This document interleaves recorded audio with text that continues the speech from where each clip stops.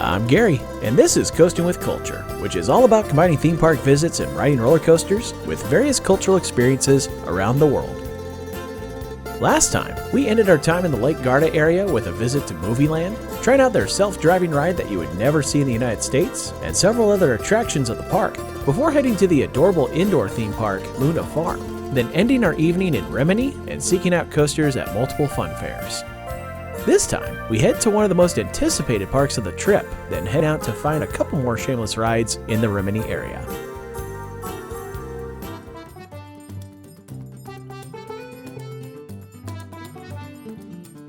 Out of all the parks we were visiting in Italy, Mirabilandia was the one I was looking forward to the most. And upon entry, the level of theming felt similar to Gardaland a couple days earlier, so I was looking forward to seeing what all they had to offer.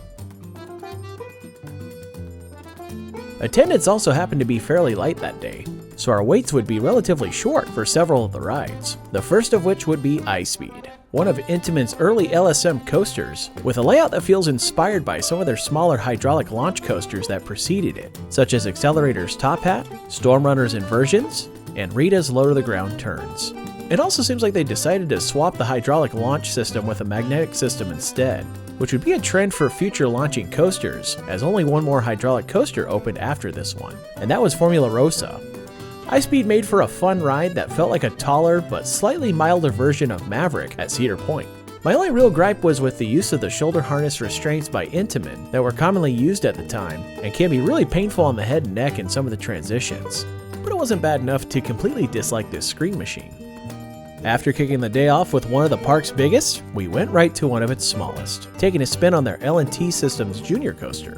Certainly not the biggest thrill, but it does have a little bit more bite than other smaller coasters geared toward kids. One of the more unfortunate parts of our visit came with the park's Ducati World, which felt a bit like a ghost town, especially since most of their attractions weren't operating, including the signature attraction Desmo Race, a dueling Maureride spike coaster, which is a powered ride that simulates riding a motorcycle on a single rail track.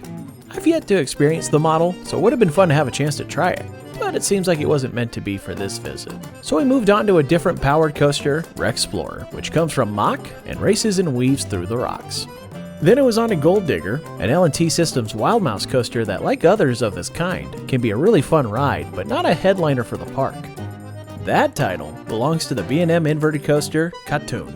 This coaster was a real surprise, as it felt even larger than it already is with its 164-foot lift hill and nearly 4,000 feet of track length. The zero-G roll after the first loop especially made it feel like a massive coaster because of the angle you climb into the element, which felt steeper and taller than most other inverts with the same element in that spot.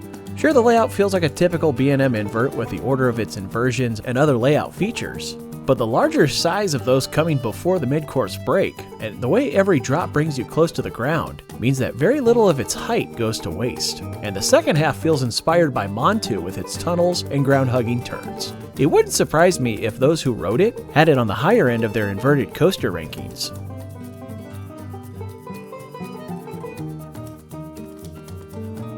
Have you ever ridden a coaster that surpassed your expectations for it? Feel free to share more about any coasters you may have had such a nice surprise with in the comment section below.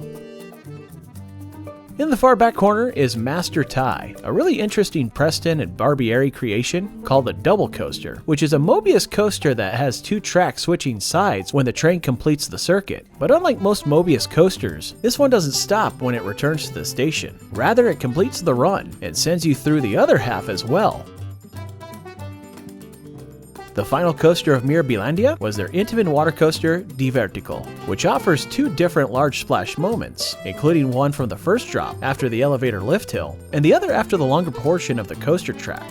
If you're looking for a nice light misting, this ride isn't that kind of water ride, especially if you're made to move to the front row from further back, just as I had, because you'll end up with a small tidal wave in your lap and ankle-deep water in the boat from that second splash. Not exactly ideal for preventing waterlogged shoes.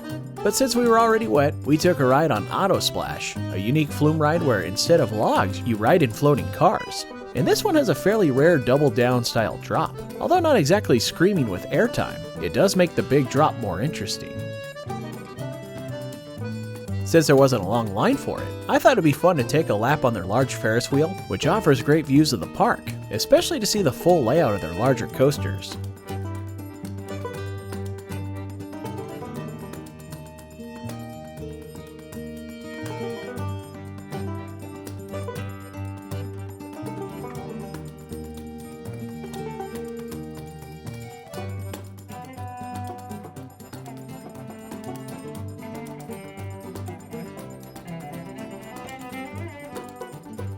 While I would give Gardaland the edge for the better view, this was a pretty solid spot for being able to see the Adriatic Sea in the distance.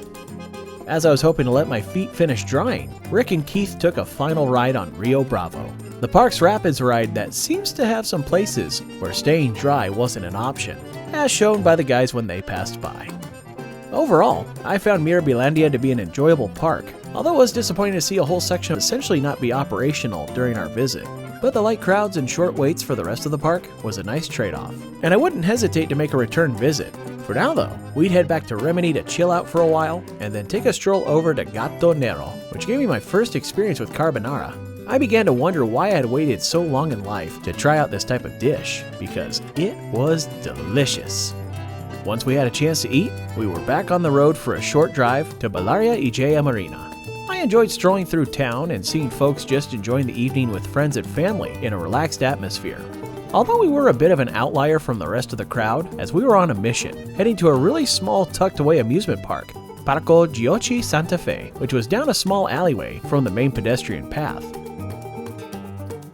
All the rides were on the smaller side, including what brought us here, Mini Bruco, a small figure-8 coaster from SBF Visa that felt like it might have been a potential predecessor to their figure-8 spinning coasters, which have become very common at parks and family entertainment centers around the world. After our ride, we went for another stroll through town in search of the other park we had planned for the evening, Paperopolis.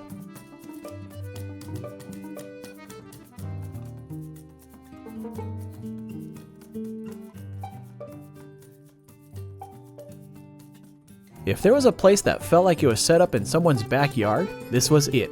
Although it was a pretty popular spot for those staying nearby, especially for a ride on their very shameless coaster, Dragon.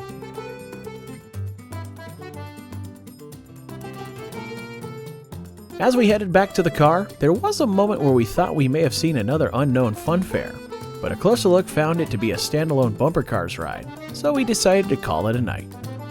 Getting to one of my most anticipated parks was a real highlight for the day.